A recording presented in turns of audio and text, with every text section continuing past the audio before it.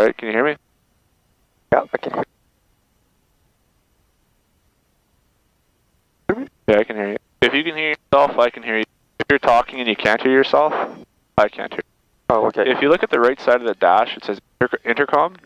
Intercom, yeah. You see how the button that, or the knob that says SQ? Yeah. Rotate it counter or clockwise until the line is just past the Q.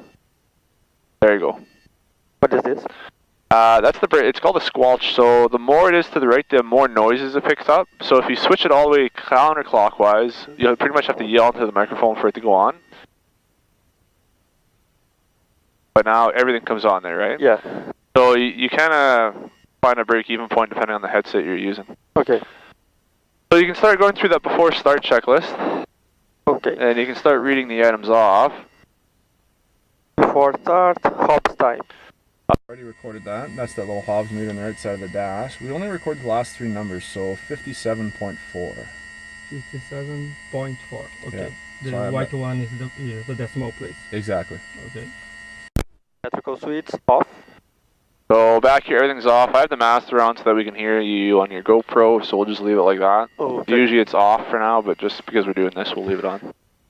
Liquid brakes. Check. Yeah, all these are in. Oh, okay. All the circuit breakers are in.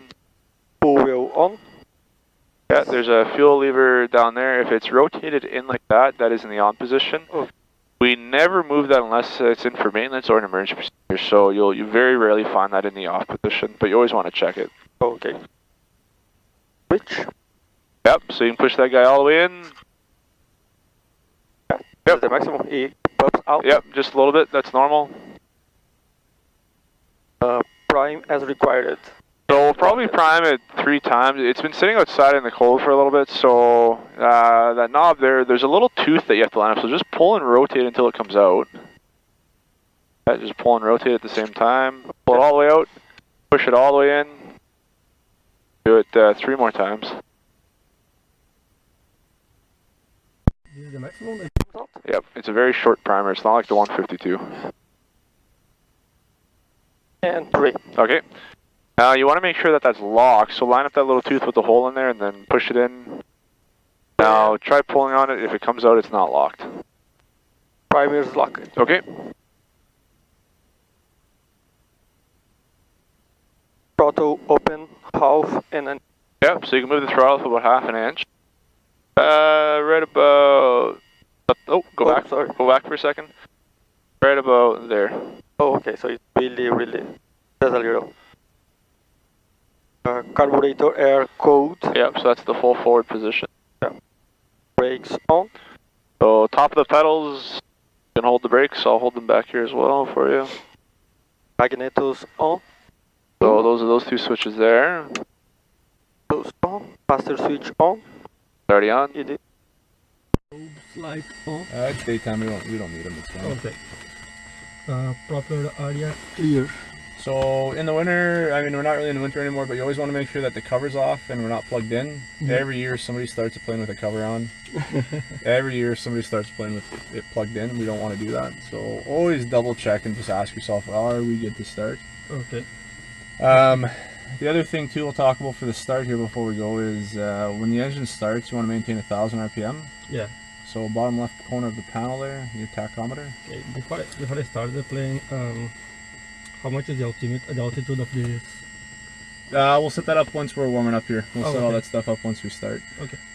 So the biggest thing for the start is just make sure that we go to 1,000 RPM on the start. 1,000 RPM. Yep. Okay. So what you can do is if we're all good to start, we're all clear and nobody's around us. No one. One hand on the throttle, one hand on the starter button. And it's just like your car. Once you think the engine starts, don't hold the starter down, right? Okay. So just push the button and push and throttle. hold. Alright, let go. Nope. Throw this a couple times. Alright, try it one more time. Alright, let go. Alright, try it one more time. Alright, let go.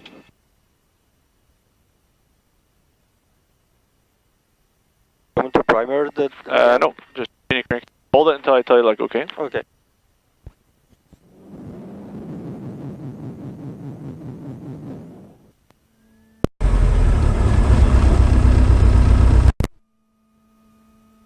Alright. 1000 RPM. Yeah, right about there. The first thing we'll always check right away is the top left corner of the panel. Oil pressure should come up. Oil pressure in the green area. Yeah, when it's really, really cold, it might not be in the green right away, but it will be increasing. And what you're looking for is that increase. The oil temperature is... Yeah, it'll take a while, especially in the Citabria. It takes quite a while for that oil temp to come up. Okay. And you can finish going through the rest of... if you find the intercom is quiet, there's also 2 knobs on the corner of your headset. There you go, and you can play with those, and those adjust the volume for your headset. Oh, okay. Now what you can do is you can finish going through the pre-start and the after-start checklist. Everything on the pre-start should be done. Okay, oil pressure check. After start, ammeter charging. Where is the ammeter here? That is charging, yeah. It's charging. Avionics on. So the GPS there, that's a GPS radio. So the bottom left corner where it says off, yeah. Rotate it counterclockwise. Now we can test the volume by hitting the SQ button. That's the squelch button. It's right next to that. Yeah, right there. Now bring the volume up until you think it's loud enough. So just use the on-off switch again. There you go. A little bit louder. Right there should be good. Now hit the squelch button again.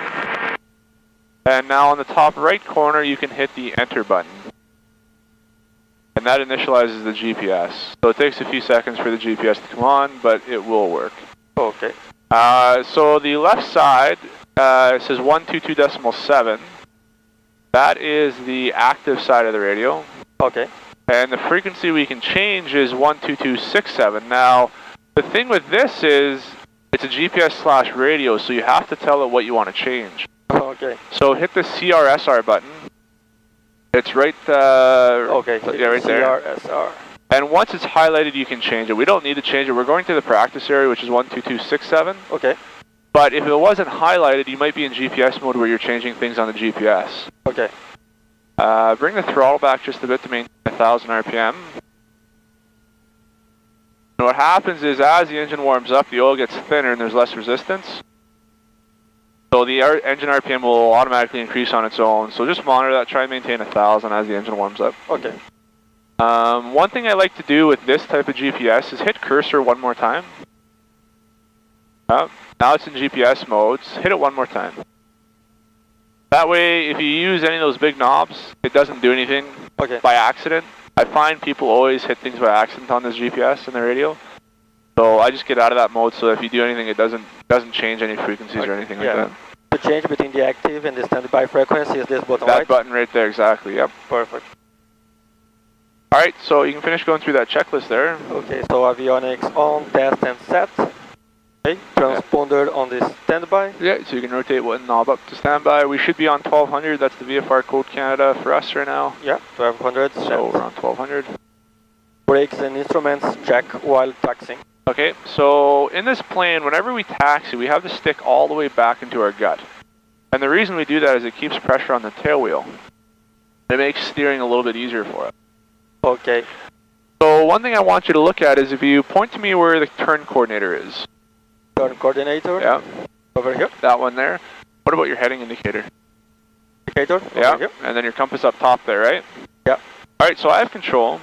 So I'll just show you a few things here. So stick goes all the way back. Okay. You can release the pedals, so feet off the pedal. You can have your feet on the pedals to feel what I'm doing, but just don't hold the brakes, okay? Okay.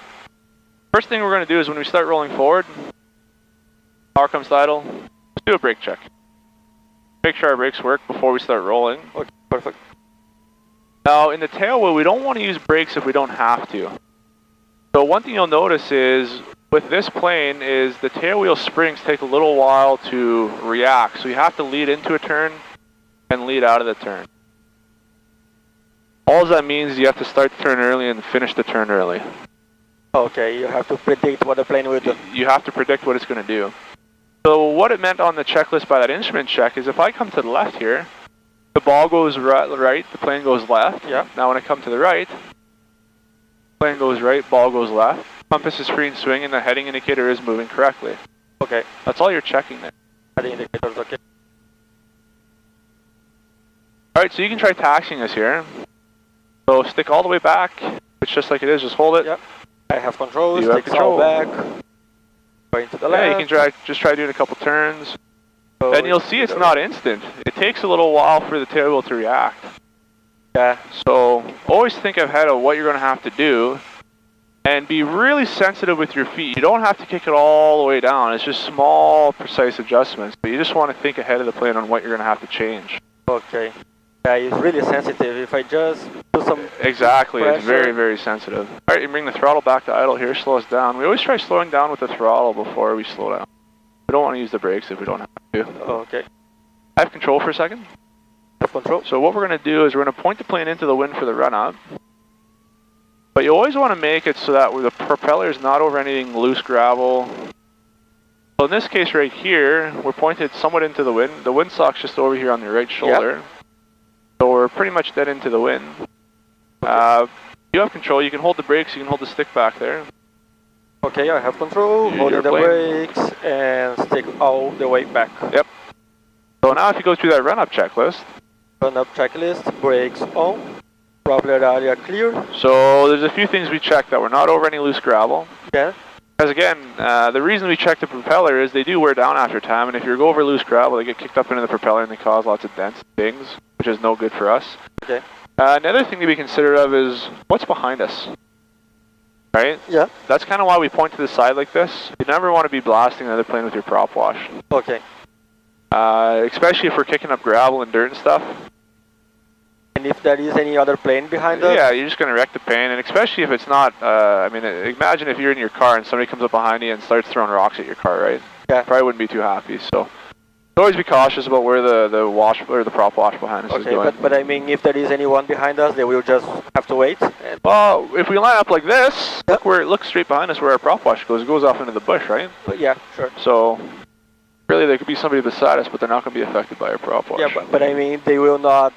There is no way that we want to go and take off before us. If there is, that sometimes happens. We can move off to the side and then get by us. Okay. We do taxi on the grass here on the sides. Yeah. But when we're doing our run-up, we try and do it over the pavement. Okay. Elevator control full back. Okay, so it's full back.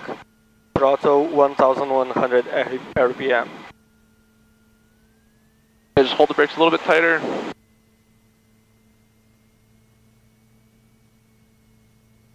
This way? It should be 1800. Alright? It should be 1800. 1100, the green. 800, yeah, right there. Okay. Oil pressure, okay. The temp is still coming up, that's normal in this plane. Yeah. Suction check. Suction meter is right underneath the intercom switches on the far right side. Okay, this one. We have a vacuum pump that runs some of our instruments, so if that's in the green, we're good. Okay, so all green. Magnetos check. So turn off the right one. Yep. And you'll see there's a little drop in RPM. Yep. Bring it back on. Turning the right off and a little drop in the RPM. Yep. Just a little.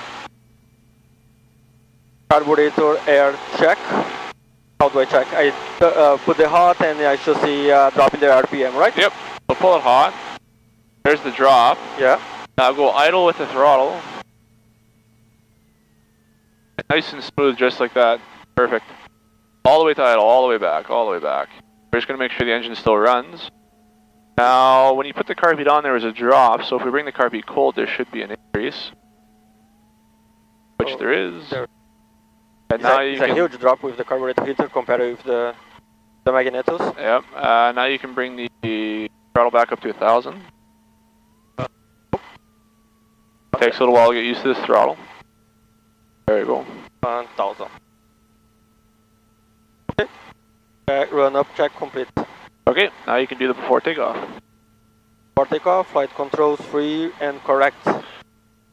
So one of the things that has happened in the past, and it hasn't happened here, and it usually doesn't happen in smaller crafts, but there has been accidents due to the plane coming out of maintenance and they rigged the ailerons the wrong way. And what that means is if you go left stick, the plane goes to the right, and if you go right stick, it goes to the left. Now, this plane just didn't come out of maintenance, but you still want to make sure, I mean, everything's connected in this plane via cables and pulleys. You want to make sure that nothing is getting caught anywhere and everything. Again, you want to find out on the ground if something isn't working. Yeah. So go all the way to the left, and if you look out to the left wing, that aileron should be all the way up. This one should be all the way down. Yeah. And you can go the other way, so go all the way to the right.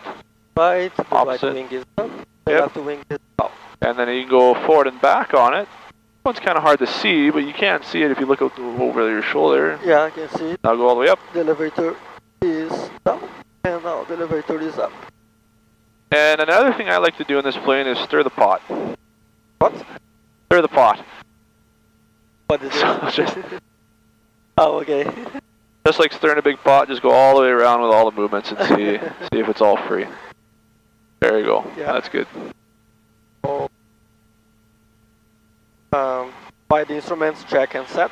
So this is where we can set our instruments. So the elevation of this airport is 880 feet.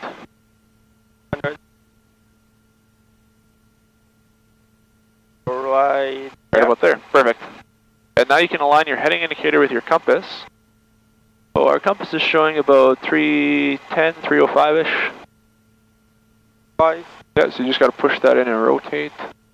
Oh, you have to try. Yeah, you got to push. Some of them are really easy to do, and some of them are a little bit stickier. It's usually not too much fun when your hands are cold either. Right in there. Perfect. 5. Okay. So all the instruments are set.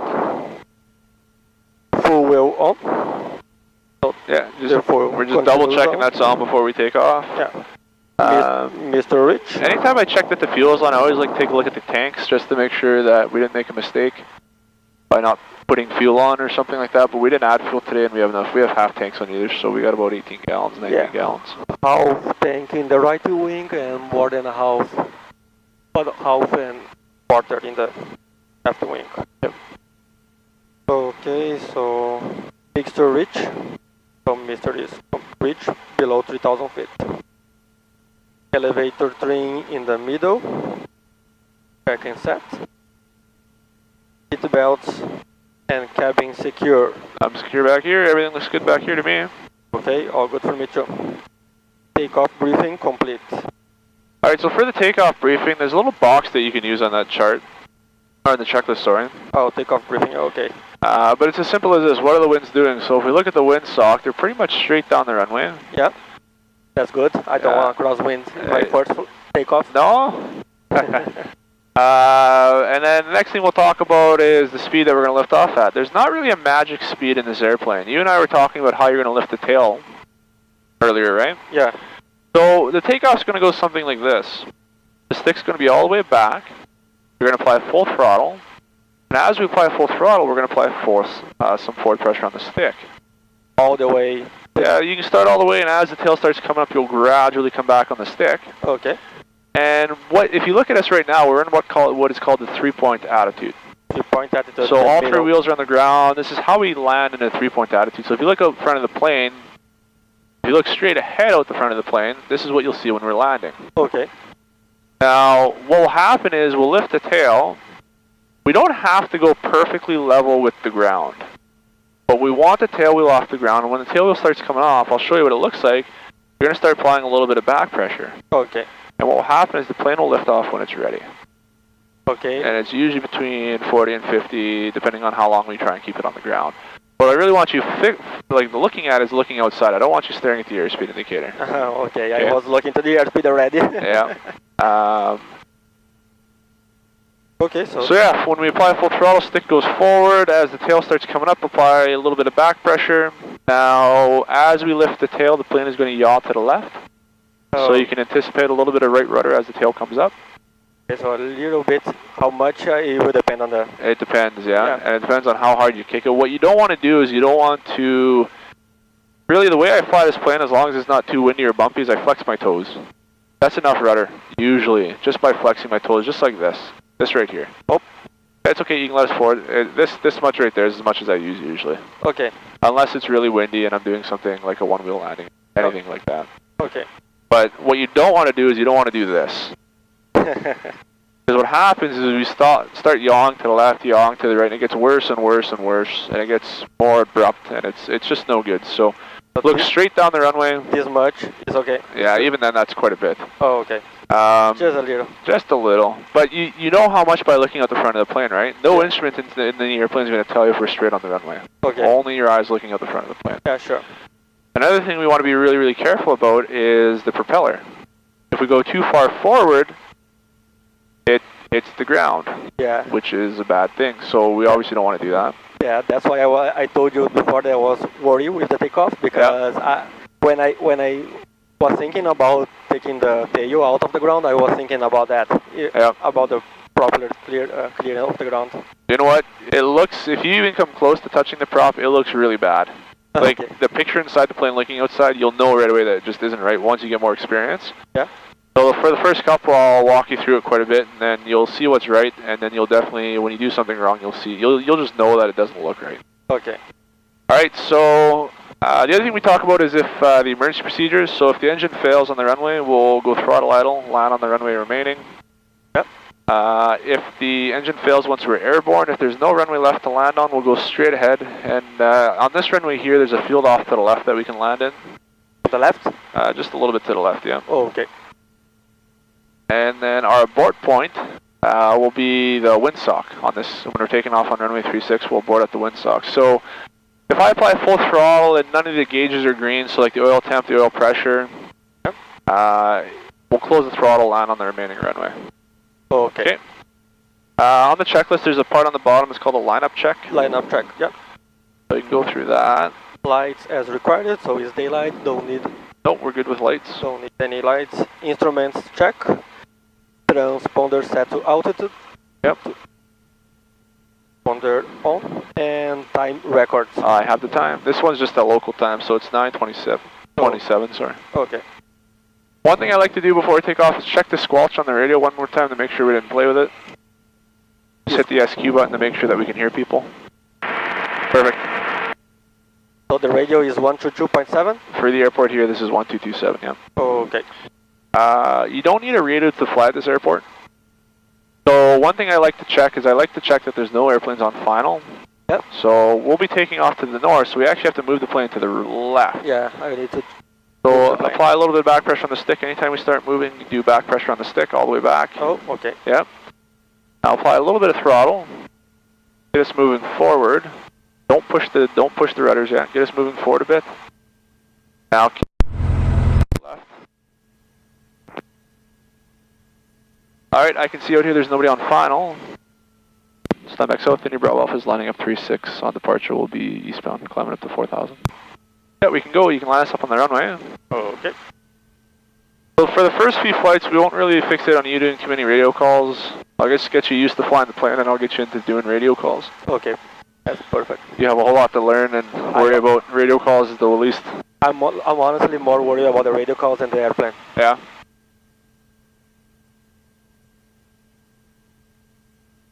So before you apply full throttle here on takeoff, we'll line ourselves up perfectly straight down the runway. You don't want to be crooked.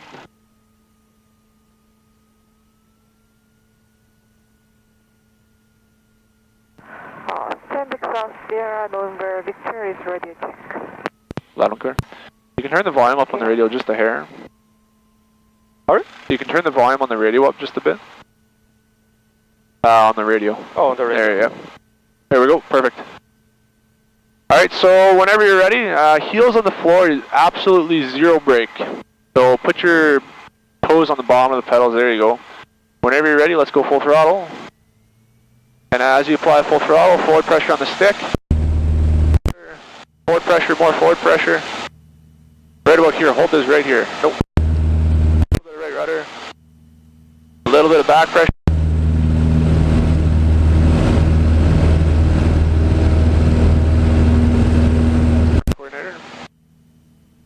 And then if you want to trim, you can use the trim. So nose down trim is pushing forward. And we want to climb out about 70 miles an hour.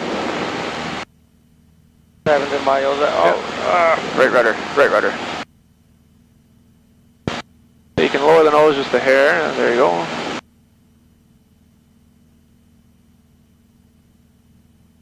And then to trim the plane, just push forward on the trim. And then if you let go with your right hand, if you've done it properly, the plane should stay in the same attitude. Lower the nose just a bit more. A little bit more right rudder, returning to the left here. There you go. Alright, you can start a right-hand turn. We'll go to a heading of east. Sorry? Right-hand turn to a heading of east, so just start a right-hand turn. Right-hand turn. So a little bit more rudder. There you go.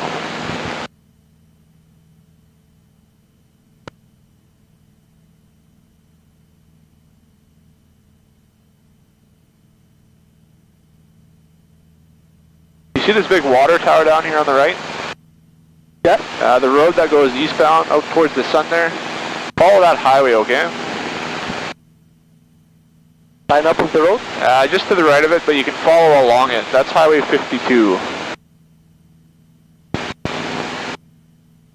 Steinbach South traffic, Indy Bravo Alpha is departing the circuit to the east, climbing through 2000.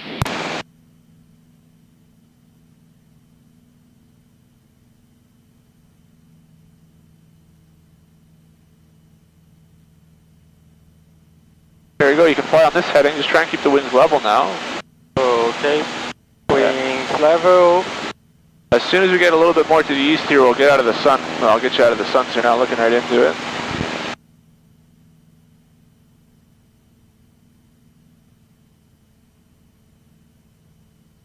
There you go, and you're flying. Because of the winds that I'm having to hold the right rudder all the time? That's because of adverse yaw. Oh, okay, so this is adverse yaw, so I have to do this all the time. You have to do it every time we're climbing. Anytime you're climbing, anytime you're changing your pitch, you have to be adjusting your rudder. Okay, I'm trimming the airplane a little bit.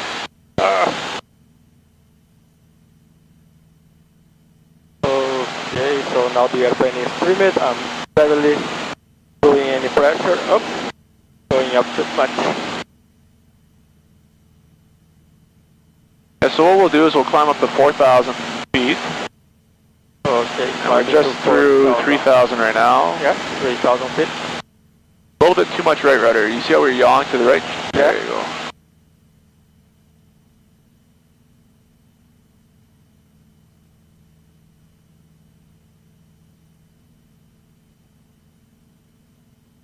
Yeah, just like that.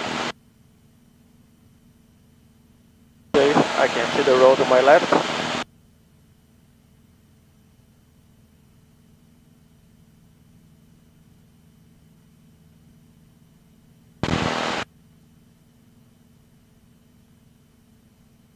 There you go. Nice and smooth. Yeah, it's a little more sensitive than the 152. Yep. Well, a lot more sensitive.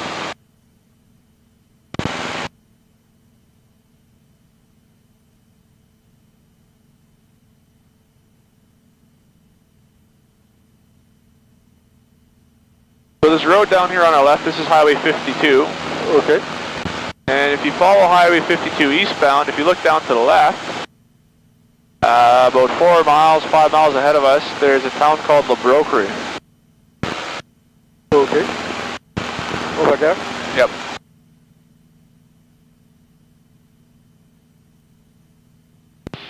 Steinbach South traffic, Indy Bravo Alpha is 3 miles east of the field, climbing through 3,800, switching over to 2267. So you can hit the transfer button on the radio. Steinbach South Sierra, November Victoria is holding for descent square 6 and looking for traffic. You can switch the radio over, hit that transfer button on the radio. So now we're on 2267, which is the practice area frequency. Yeah. Fox Air traffic, Indy Bravo Alpha is 3 miles southwest of La Broquerie, level 4,000, airwork. Level of... Yeah, so you can bring the power back to 2200.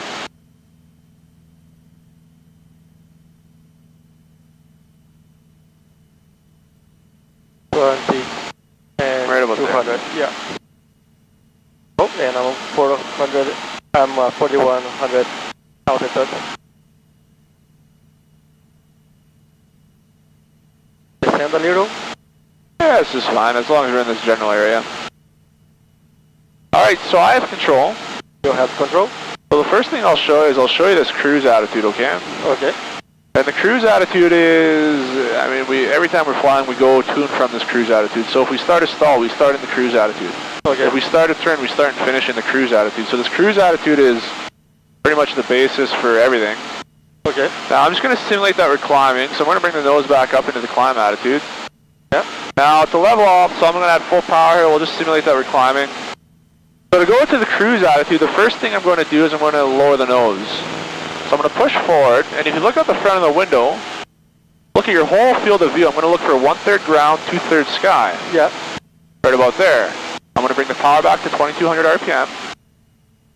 And now because you trim that airplane to fly in a climb attitude, if I let go of the stick, the nose comes up. So I'm going to push for that 1/3 ground, 2/3 sky. And now you can apply nose down trim for me, because I can't reach it from back here. So keep pushing until I tell you to stop, please.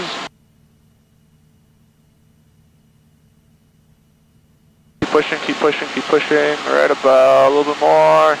Right about there. Alright, that's good. So this is the cruise attitude. But you'll notice if I fly hands free, the plane stays exactly in the same spot. Yep. We're not climbing, we're not accelerating. And a good way in this plane to tell is if you look at your wingtips, they're level with the horizon. If I go like this, they're above the horizon, right? They're angled to the horizon. Oh yeah, the angle, yeah. Whereas this, they're paralleling the horizon. Okay. If I'm descending, they're angled down. If I'm climbing, they're angled up. Yeah. But if they're perfectly level with the horizon, then then we're pretty close to the cruise attitude. Now you can apply a little bit more nose down trim for me, please. Right there. Alright, you have control. Okay, I have control. So this is the cruise attitude.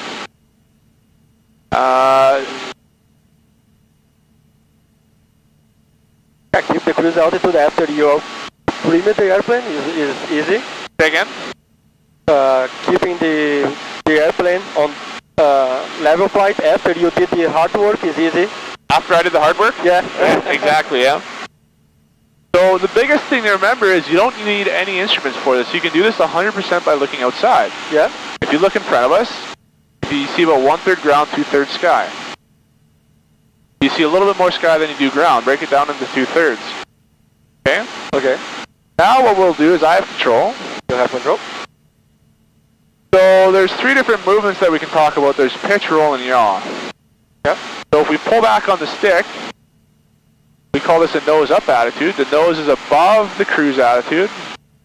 If you look at our airspeed, it's decreasing. Yep. Our altimeter is increasing, so we're climbing. And if you look at your wingtips, they're angled to the horizon, right? Yeah. It's an opening angle. Alright, so if I want to go back to the cruise attitude, I just lower the nose, 1/3 ground, 2/3 sky, right about there. What you'll notice is the airspeed will slowly build back up, and we're no longer climbing. Vice versa, if I want to go down to a nose down attitude, I just push forward. I see quite a bit more ground than sky. Yeah. And if you look at your wingtips, it's now a closing angle. They're angled down towards the ground. Return back to cruise, 1/3 ground, 2/3 sky, hold it right there. The airspeed will come back, and now we're no longer descending. Okay. So this is what we call pitching. Yep.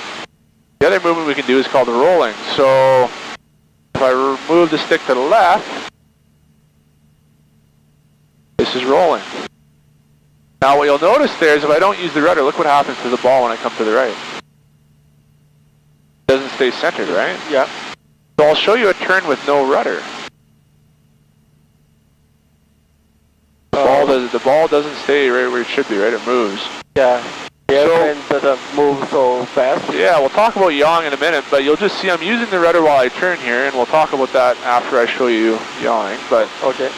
So this is rolling. Completely left and right. And we can even do a combination. We can bring the nose up. We can roll at the same time. So easy when you are doing? Say again? It looks easy with you doing. Yeah, well, you're an IT guy, aren't you? Yeah. I'm pretty sure what you do at work, I probably can't even turn your computer on.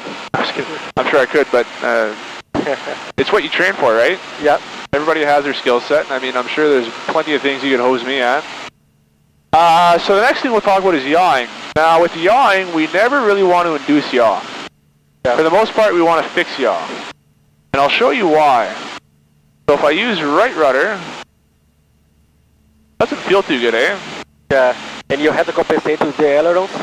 I'm just doing it just to show you. You don't have to, I'm just showing you what it feels like. Yeah, it feels bad. Doesn't feel good, right? No. Alright. And probably in the back it feels worse for you. It feels worse in the back for me, yeah, exactly. So if you ever have passenger back here and they're new to flying, you can make them sick very easily by being rough on the rudders. Alright, you have control. I have control. Just show me some pitching so you can go to a nose up attitude. Okay, nose up. Right about there. You'll see the airspeed comes down, altimeter's increasing. Okay, have to compensate a little with the right A little bit of rudder. Anytime you change pitch, you have to adjust your yaw. So you can go back to the cruise attitude. Back to the cruise altitude right here. Right about there, yeah. A little bit more right rudder. You can go to a nose down attitude. Nose down altitude. And there's really any degree to it. You can go farther than this. You can go just slightly below the cruise attitude. There's really, as long as you're below the cruise attitude, that's considered a nose down attitude. Oh, okay. All right, you can level off to the cruise attitude. Level up. The cruise altitude. A little bit lower, right about. A little bit lower, a little bit lower. Right about there. And you can look at your wings to make sure that's right. If they're level with the parallel with the horizon, that means you're doing it pretty good. Oh, okay. Yeah, good idea to use the wing tips. That makes it easier. Alright, you can do a turn to the left here, turn us southbound. We'll just get away from La Broquerie, we're right over top of it. Okay, turning left, look around to see traffic, and...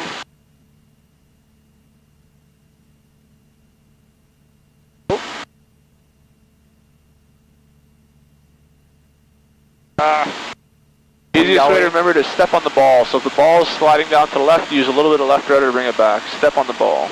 Oh yeah. I was using the right rudder, so it's making it worse. Yeah. Yeah, no, always step on the ball. Southbound? What's that? Yeah, right about here. That works, yep. And level up. And I just saw if I lose or gain any altitude. Yep, exactly. Alright, so that is attitudes and movements, right? So there's pitching, rolling, and yawing. Yeah. Nose up, nose down, banked. Any questions? No. Okay, the next thing we'll talk about is straight and level. Yep. So the whole purpose of straight and level is the slower we go, our attitude isn't going to be the same. Yep. So right now we're in the cruise attitude, so I have control. So I'm going to add about 200 to 300 RPM. We'll pitch. We're climbing. Well, I don't want that. I'm going to lower the nose. Yeah. And what you'll notice now is the nose is lower than the cruise attitude. Yeah, it seems like I'm pitching down. Pitching down. So now if I don't trim, the nose comes up. So trim nose down for me. I'll tell you when. Right about there. There you go, and if you look at your wingtips, they're slightly decreased, right? They're not level with the ground anymore, they're at a lower angle. Yeah, lower angle, yeah. Okay, well we'll do the opposite, so I'll go back to cruise, so I'll go to 2200 RPM. The nose is still pitching up because of all that trim, right? Yeah. We'll let the airspeed slow down a bit here, and now we'll go right back to the cruise attitude. Right about there. Now you can trim nose up for me a little bit. I'll tell you when. A little bit too much, sorry. Right about. A little bit more nose down. More, right there. That's good. So now that we're back in the cruise attitude, so if I went nose down the faster I went, what do you think is going to happen when I slow the plane down?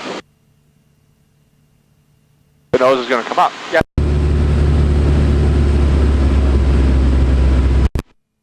If I don't do anything, the nose. We're going to bring the nose. Here's the cruise attitude. Attitude will actually descend, so the nose will slowly come a little bit higher, and as the slower we go, the higher.